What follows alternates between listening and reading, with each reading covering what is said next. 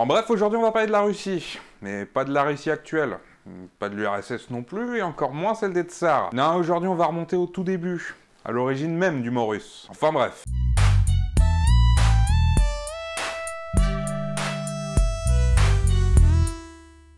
Au 9e siècle, comme on en a déjà parlé plusieurs fois, les Vikings se baladaient un peu partout le long des côtes européennes.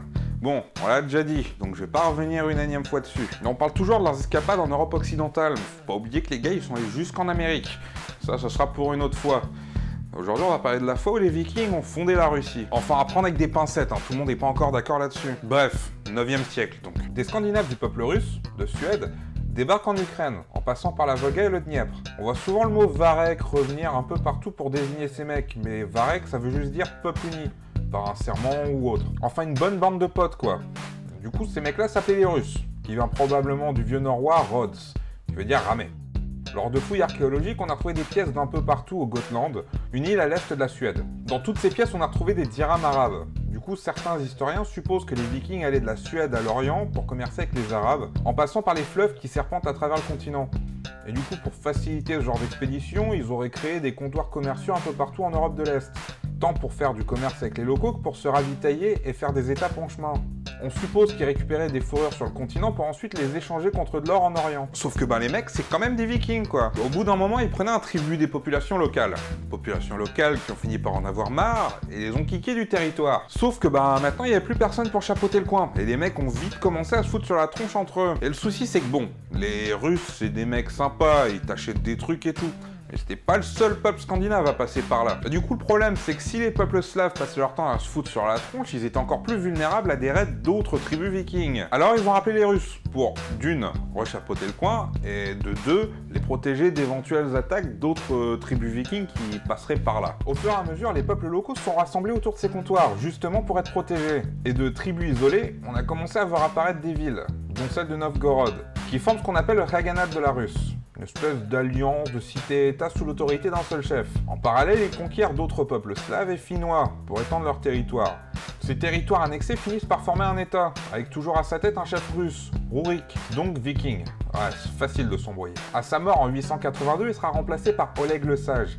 Le gars décide de continuer d'étendre son bled et avance jusqu'à la ville de Kiev, qui est aussi tenue par des chefs varegs. Bon là, c'est plus ou moins de la légende, mais en gros, Oleg arrive aux portes de Kiev et demande aux dirigeants de la ville, Askold et Tyr, de sortir pour papoter. Et bim, il les termine là, devant leur ville. Bon, du coup, Kiev est à lui. Et il en fait la nouvelle capitale.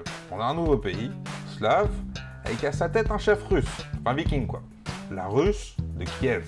Bon, ça, c'est une version de l'histoire. En Russie ou en Ukraine, on vous dira plutôt que les Vikings n'ont jamais vraiment joué de rôle dans la création d'un État russe. Les peuples slaves auraient plutôt fait le boulot eux-mêmes, et on serait arrivé à la Russie d'aujourd'hui tout seul. Enfin bref. Après ça, les Oleg, ils se sont plus. Et décide de continuer à gagner du territoire en descendant jusqu'à Constantinople. Ou Byzance, Istanbul, vous appelez ça comme vous voulez. Alors, sauf qu'ils se pètent un peu les dents sur les remparts de la ville. Et pour se défouler, décident de marrer tout ce qu'ils trouvent autour. Ils mettent tellement le sbeul que les Grecs, qui prennent aussi cher du coup, leur filent de l'or pour qu'ils se barrent. Et en 911, ils finissent par signer un traité de paix avec Constantinople, leur permettant de commercer avec eux. Comme quoi être persévérant, ça paye des fois. De Constantinople, ils récupéreront aussi le christianisme orthodoxe. Avant ça, les peuples slaves, et du coup les habitants de la Russe, vénéraient des divinités païennes.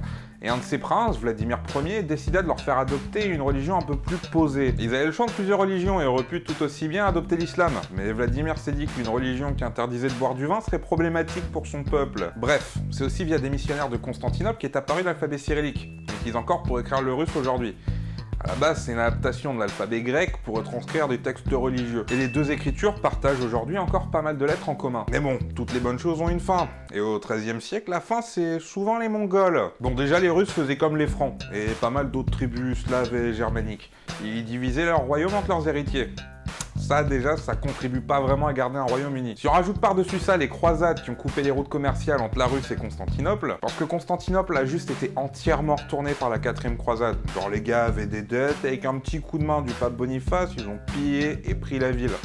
Ville qui les avait accueillis à la base. Et pour finir, l'arrivée des Mongols qui ont juste tout retourner. Tout d'abord en isolant et en montant les unes contre les autres les différentes populations qui occupaient le territoire russe, puis en débarquant avec une armée massive et surentraînée vers 1240. Malin le Genghis Khan. Et tout ça a permis aux Mongols de régner sur un empire énormissime. Je pense que d'ailleurs ils ont droit à un épisode rien qu'à eux un jour. Alors, la Russe n'aura pas vu le 14e siècle, mais elle n'a pas disparu en flammes pour autant. Parmi toutes les principautés qui étaient nées de divisions par héritage, celle de Moscou était plus ou moins alliée avec les Mongols. Ils faisaient même du commerce avec eux. Du coup, ils leur foutaient la paix. Et des gens d'un peu partout ont commencé à affluer à Moscou pour pas se faire cramer leur maison. Et avec ces afflux massifs de population, la ville est devenue un truc énorme. Tellement énorme qu'aujourd'hui c'est la capitale de la Russie, qui est le plus grand pays du monde. Tout ça à cause de mecs qui avaient même pas prévu de s'installer là, quoi. Enfin bref.